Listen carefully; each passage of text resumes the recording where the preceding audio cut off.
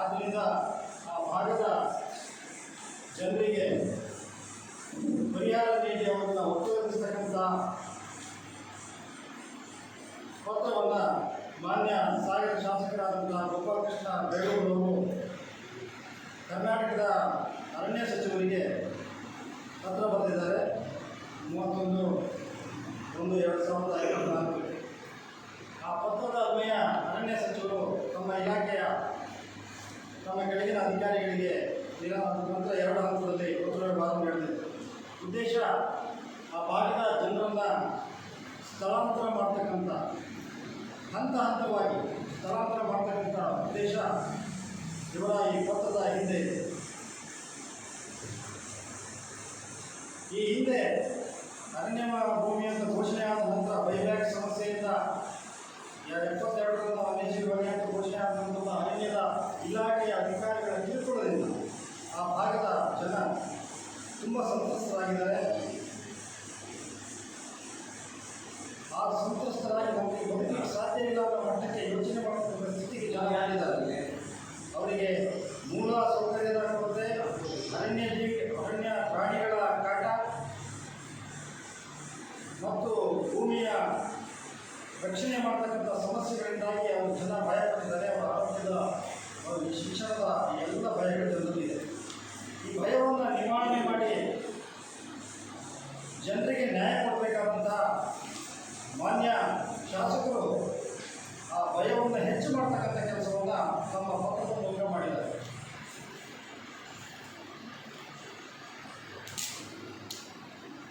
ಯಾವುದೇ ಸ್ಥಳೀಯ ನಿವಾಸಿಗಳು ತಮ್ಮ ಭೂಮಿಯನ್ನು ಕೊಡ್ತೀವಿ, ಈ ರಾಜ್ಯದಲ್ಲಿರ್ತಕ್ಕಂಥ ನಿವಾಸಿಗಳಾಗಿರ್ಬೋದು, ಸ್ಥಳೀಯವಾಗಿರ್ಬೋದು, ಯಾರು ಕೂಡ ತಮ್ಮ ಭೂಮಿಯನ್ನು ಬಿಟ್ಟುಕೊಡಲಿಕ್ಕೆ ಸಿದ್ಧರಿಲ್ಲ.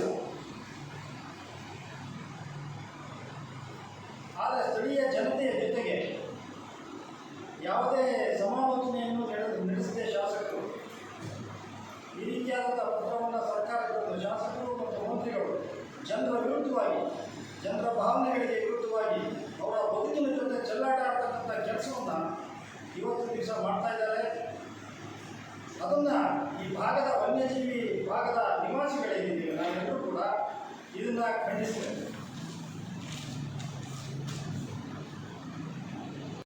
ದಾರಿ ತಪ್ಪಿಸುವಂಥ, ದಿಗ್ತಪ್ಪಿಸುವಂಥ ಕೆಲಸವನ್ನು ಮಾಡ್ತಾ ಇದ್ದಾರೆ ಶಾಸಕರು. ಇದನ್ನು ಮಾಡಬಾರ್ದು. ಇದನ್ನು ನಾವು ಅತ್ಯಂತ ಖಂಡಿಸ್ತೇವೆ ಇದನ್ನು ಅಂತ ಹೇಳ್ತಾ ನಾವು ಮೂಲಭೂತ ಸೌಕರ್ಯವನ್ನು ಕೊಡಬೇಕು ಅಂತ ಹೇಳಿದ್ವಿ. ಮುಳುಗಡೆಯಾಗಿ ಉಳಿದೇ ಸಂತ್ರಸ್ತರಾಗಿ ಅವು ಉಳಿದಲ ಗ್ರಾಮದಲ್ಲಿ ವಾಸ ಮಾಡ್ಕೊಂಡಿದ್ದಾರೆ. ಒಂದು 10 ಕುಟುಂಬ ಅಲ್ಲಿ ಇದೆ. ಇನ್ನು ಒಂದಿಷ್ಟು ಜನ ವಲಸಿದ್ದಾರೆ. ಮೂಲತಃ ಇದ್ದವರು ಇದ್ದಾರೆ. ಯಾಕಂತ ನಾವಿರುವ ಗ್ರಾಮದಲ್ಲಿ 929 ಎಕರೆ ಕಂದಾಯ ಭೂಮಿ ಇದೆ.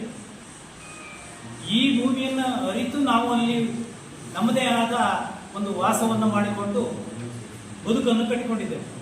ಮೂಲಭೂತ ಸೌಕರ್ಯಗಳಿಲ್ಲ. ನಾವು ಬೆಳಕಿಗಾಗಿ ನಮ್ಮ ಮನೆ ಜಾಗವನ್ನು ತ್ಯಾಗ ಮಾಡಿದವರು. ಕರೆಂಟನ್ನು ಇನ್ನೂ ಕಂಡಿಲ್ಲ. ಹಾಗಂತ ಒಂದು ಜಮೀನಿಗೆ ಹಕ್ಕು ಹೊಂದಿದೆ ನಮಗೆ. ಮೂಲ ಆಧಾರ ಅಂದರೆ ಅದು ಇಲ್ಲೊಂದು ಉಲ್ಲೇಖ ಆಗಿದೆ. ಸ್ವ ಇಚ್ಛೆಯಿಂದ ಬಿಡುವಂಥವರಿಗೆ ನಾವು ಒಂದು ಪರಿಹಾರವನ್ನು ಕೊಡ್ತೇವೆ. ಇದು ಯಾವ ಪರಿಹಾರ? ಇವತ್ತು 1 ಎಕರೆ ಜಮೀನು ಮಾಡ್ಕೊಂಡಿದ್ದಾನೆ, ಅವೊಂದು ಮನೆ ಕಟ್ಕೊಂಡಿದ್ದಾನೆ, ಅವೊಂದಿಷ್ಟು ಫಸಲು ಬೆಳೆದಿದ್ದಾನೆ. ಅದರ ವ್ಯಾಲ್ಯೂಯನ್ನು ಲೆಕ್ಕ ಹಾಕಿದರೆ ಕೋಟಿಗಟ್ಟಲೆ ರೂಪಾಯಿ ಆಗ್ತದೆ. ಇವರು ಒಂದು ಉಲ್ಲೇಖವನ್ನು ಮಾಡ್ತಾರೆ.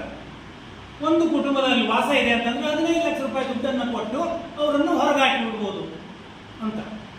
ಈ 15 ಲಕ್ಷ ದುಡ್ಡು ತಗೊಂಡು ಒಂದು ಸಾಗರಂಥ ಸಿಟಿಯಲ್ಲಿ ಒಂದು ಮನೆ ಸೈಟ್ ಅಂತ ತಗೊಳ್ಳೋಕ್ಕೆ ಸಾಧ್ಯ ಇದೆಯಾ ನಿಮ್ಮನ್ನು ನಾವು ಕೇಳುವಂಥ ಒಂದು ಪ್ರಶ್ನೆ.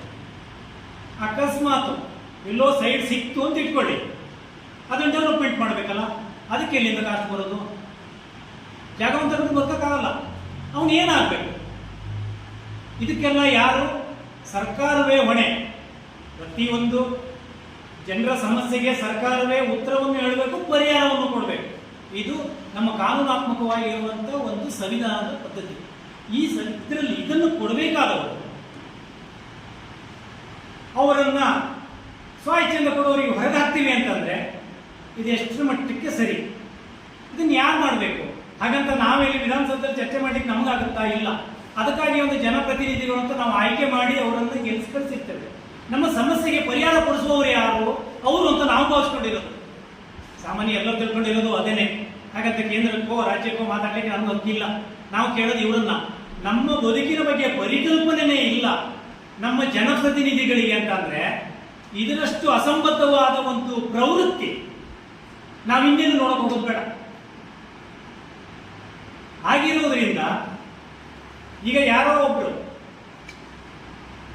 ಸ್ವಲ್ಪ ಅಲ್ಲಿ ಬದುಕಲಿಕ್ಕೆ ಕಷ್ಟ. ಇನ್ನೂ ಹಾಗಂತ ಅಲ್ಲಿ ಶಾಲೆ ಇಲ್ಲ ಅಂತ ಯಾರು ಸತ್ತಿಲ್ಲ. ಎಲ್ಲಿ ಹಾಸ್ಟೆಲ್ ಇದೆ, ಎಲ್ಲಿ ಬಂಧುಗಳವ್ರ ಮನೆ ಇದೆ, ಅಲ್ಲಿ ಆದ್ರೂ ಮಕ್ಕಳನ್ನ ಬಿಟ್ಟು ವಿದ್ಯಾಭ್ಯಾಸ ಮಾಡಿಸಿದ್ದಾರೆ. ಯಾಕೆ? ಅವ್ರು ಬದುಕೋದು. ಇಂಥ ಸಮಸ್ಯೆಗೆ ಪರಿಹಾರ ಹುಡುಕೋದು ಅಲ್ಲದೆ ಅವ್ರನ್ನ ಅಲ್ಲಿಂದ ಎತ್ತಿದ್ರೆ ಮನೆ ತುಂಬ ಯಾರೋ ಒಬ್ಬ ಮಾಡಿದಂತೆ ಮನೆ ತುಂಬ ಇಲಿಗಳು ಜಾಸ್ತಿ ಆಗಿದೆ ಅಂತ ಹೇಳಿ ಹೊರಗಿದ್ಕೊಂಡು ಬೆಂಕಿ ಹಾಕಿದಂತೆ ಈ ವ್ಯವಸ್ಥೆ ಅಲ್ಲವ ಇದು?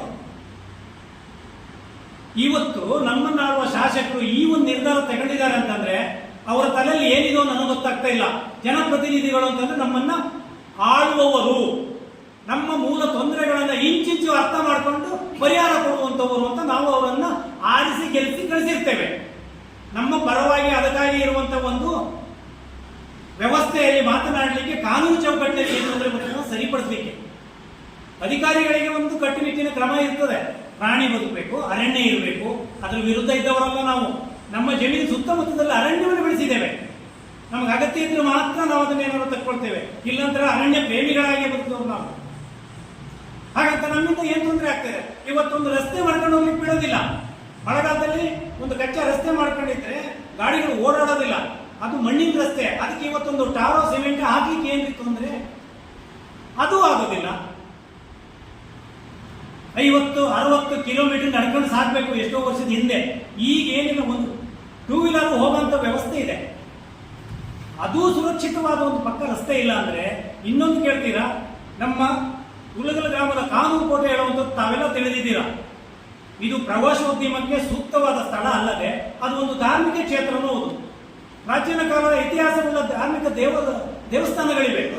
ಒಂದು ರಾಮೇಶ್ವರ ಅಂತ, ಇನ್ನೊಂದು ನರಸಿಂಹ, ಒಂದು ಮಹಾಬಲೇಶ್ವರ, ಒಂದು ವಿನಾಯಕ ಹೇಳುವಂತ ಪ್ರಾಚೀನ ಕಾಲದ ದೇವಸ್ಥಾನಗಳಿವೆ. ಮೂರ್ತಿಗಳಿಲ್ಲ, ಅವಶೇಷ ಮಾತ್ರ ಇದೆ ಅಲ್ಲಿ. ಇದು ಡೆವಲಪ್ ಆಗಬೇಕು, ಪಾರಂಪರ್ಯ ಉಳಿಬೇಕು. ಪಾರಂಪರ್ಯ ಎಲ್ಲಿ ಉಳಿತಾ ಇದೆ? ಇದು ಯಾವ ಸರ್ಕಾರ ಗಮನಿಸ್ತಾ ಇದೆ? ಇದೇ ರೀತಿ ಬೇಕಾದಷ್ಟು ಬಾರಿ ಪತ್ರಿಕಾ ಮಾಧ್ಯಮದಲ್ಲಿ ಹೇಳಿದ್ದೇವೆ. ಜನಪ್ರತಿನಿಧಿಗಳಿಗೆ ನಾವು ಅಹವಾಲನ್ನು ಕೊಟ್ಟಿದ್ದೇವೆ. ಎಲೆಕ್ಷನ್ ಬಂದ ಟೈಮಲ್ಲಿ ನಿಮ್ಮ ಸಮಸ್ಯೆಗೆ ನಾವಿದ್ದೇವೆ, ಕೊನೆಗೆ ಏನು ಬರಲ್ಲ ಅಂತ ಒಂದು ಅಭಿಪ್ರಾಯ ವ್ಯಕ್ತವಾಗುತ್ತೆ ನಮ್ಮ ಮನಸ್ಸಿಗೆ. ಅವ್ರು ಹೇಳಿ ಹೋಗಿರ್ತಾರೆ. ಹಾಗಂತ ನಮ್ಮನ್ನು ನೋಡೋದಿಲ್ಲ ಅನ್ನೋ ಪರಿಸ್ಥಿತಿ ಬಂದಿದೆ. ನೋಡೋ ಸ್ಥಿತಿ ಯಾವುದು? ಸುಮ್ಮನೆ ಅಲ್ಲೇ ಇರೋದು ಬೇಡಪ್ಪ, ಸಾಗ ಸಿಟಿಗೆ ಬಂದ್ಬಿಡಿ, ನಾವೇನ್ ಮಾಡಿ ತಿಂದು ಬದುಕಬೇಕಾ? ಕೂಲಿ ಮಾಡ್ಲಿಕ್ಕೆ ತಾಕತ್ತಿಲ್ಲ. ಈ ಪರಿಹಾರದಲ್ಲಿ ಬದುಕಕ್ಕಾಗಲ್ಲ. ಯಾರೋ ಒಬ್ಬಿಬ್ರು ಕೊಡ್ತೀವಿ ಅಂತ ಇರ್ಬೋದು, ನಾವು ಕೊಡ್ತೀವಿ ಅಂತ ಹೇಳಿಲ್ಲ. ನಮ್ಗೆಲ್ಲ ಬದುಕಬೇಕು. ನಮ್ಗೆ ಇನ್ನೆಲ್ಲೂ ಹೋಗಿ ಬದುಕಲಿಕ್ಕೂ ಸಾಧ್ಯ ಇಲ್ಲ. ಒಂದಲ್ಲ 2-3 ದುರಂತದಲ್ಲಿ ನಾವು ಬದುಕಿ ಬಂದವರು. ಇನ್ನೂ ನಮಗೆ ಬದುಕಿಗೆ ಒಂದು ಸ್ವಾತಂತ್ರ್ಯ ಇಲ್ಲ ಅಂತಂದ್ರೆ ಇದು ಸ್ವಾತಂತ್ರ್ಯ ದೇಶನ? ಇಷ್ಟ ಹೇಳಿ, ನಮ್ಮ ಈ ಸಮಸ್ಯೆಗಳಿಗೆ ಪತ್ರಿಕಾ ಮಾಧ್ಯಮದ ಮುಖಾಂತರವಾಗಿ ಇದೊಂದು ಸ್ವಲ್ಪ ವಿಸ್ತಾರವಾಗಿ ನಮ್ಮ ಸಮಸ್ಯೆಯನ್ನು ಅರಿವು ಮಾಡಿಕೊಡ್ತೀವಿ ಹೇಳುವಂತ ಒಂದು ಪತ್ರಿಕಾಗೋಷ್ಠಿಯನ್ನು ಮಾಡ್ತಾ ಇದ್ದೇವೆ. ಮತ್ತೆ ಆದಷ್ಟು ಬೇಗ ಈ ಅರ್ಜಿನ ವಾಪಸ್ ತಗೋಬೇಕಂತ ವಿನಂತಿ ಮಾಡ್ಕೊಳ್ತೀನಿ. ದಾರಿ ತಪ್ಪಿಸುವಂತ ದಿಕ್ಕು ತಪ್ಪಿಸುವಂತ ಕೆಲಸವನ್ನು ಮಾಡ್ತಾ ಇದ್ದಾರೆ ಶಾಸಕರು. ಇದನ್ನು ಮಾಡಬಾರ್ದು. ಇದನ್ನು ನಾವು ಅತ್ಯಂತ ಖಂಡಿಸ್ತೇವೆ.